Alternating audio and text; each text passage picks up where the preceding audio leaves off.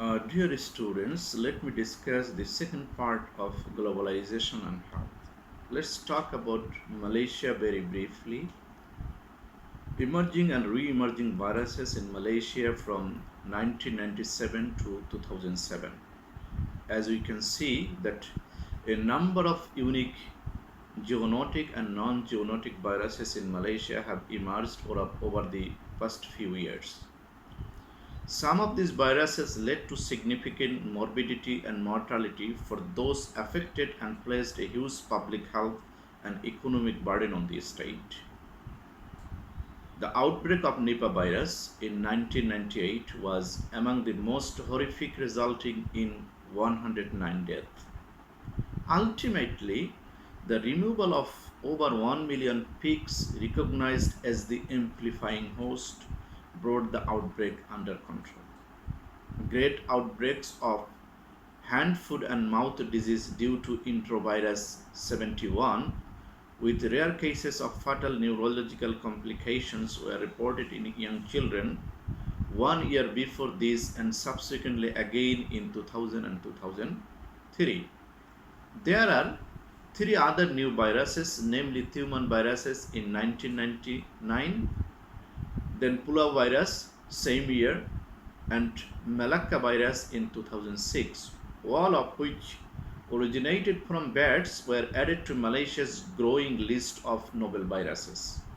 In Malaysia, with outbreaks in poultry in 2004, 2006, and 2007, the highly pathogenic H5H1 avian influenza was also identified. Fortunately, there have been no reports of human infections. Let's take a look how diseases go global. During the European colonization of the Americas, plagues such as smallpox and measles spread around the world within a year. Nowadays, an infectious agent can carry a disease from nearly anywhere in the world to any other point in less than 36 hours with air transport travel. The negative impact of this time compression is that people can now traverse continents in periods of time shorter than most diseases' incubation periods. In some cases, for example, travelers can leave the country of origin, reach other destination, and start spreading the disease without even knowing that they are sick. So, infectious diseases can be transmitted globally, having direct impact on health worldwide.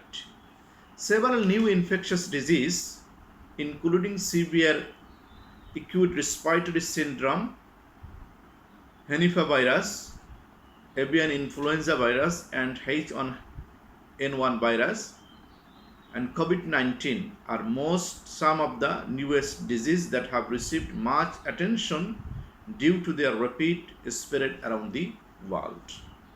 Other historic infectious diseases such as West Nile fever, human monkeypox, dengue, tuberculosis, and malaria are re-emerging as well. The global community has encountered new contagious diseases including HIV, AIDS, coronaviruses as well. As we know that globalization has increased global travel. An example of this rapid spread could be seen in the early 1990s when trebly dangerous strain of Streptococcus pneumonia, first discovered in Spain, was later tracked to spread across the country in just a few weeks. It is strongly believed that increased international travel has played a significant role in the dissemination of HIV, AIDS, SARS, Ebola, coronavirus as well. Some virologists suspect that West Africa was the source of HIV virus. Then, globalization also facilitates urbanization. Nearly all of the world's urban centers' future growth will take place in the developing world. where health response systems are weakest.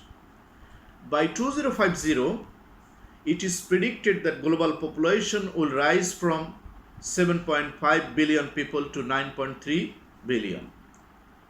It is expected that the urban population of less developed region will grow from approximately 2.5 billion to 5.2 billion people in the same period.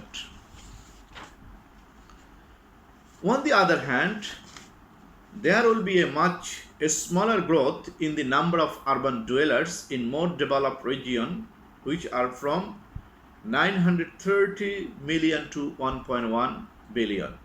Let's take a look how globalization contributes to climate change. Climate change could have a significant impact on global human health. The global climate system is important to the communities of all human and animal species that rely on food and water supplies, freedom from excess infectious disease, and the physical safety and comfort that climate stability provides. Human activities currently change the climate of the world. We increase the concentration of greenhouse gases such as water vapor, carbon dioxide, methane, nitrous oxide, ozone are the primary greenhouse gases in Earth's atmosphere. We have also localized environmental concern. When land is converted from natural to agricultural use, a new infectious disease outbreak may result from the old intersection with new farming techniques and crops. When humans move to areas that were previously unsettled, and especially when the local ecology is disturbed, new opportunities are created for viruses to cross from animal to human host and then into general population. For instance, starting in 1920s in Argentina, farmers started planting corn on the pampas where it was not indigenous. Then let's take a look at breakdowns in public health systems. Public health systems around the world are a major concern. Other minor changes in the care or preventative care provided by the system may combine with other disorders in the environment or social conditions to create the environment necessary for the spread of certain diseases. Squatter settlement, growth and insufficient medical services are all conducive to a spread of diseases. The situation becomes more severe when interruption arises due to war, civil disturbance, or economic collapse that result in the destruction of the public health system. The worst infection of the 20th century was in 1918 influenza outbreaks triggered by World War I effects. Among the serious criticism of globalization associated with public health is the allegations that international financial institutions are putting priority over the economic rather than public health concern.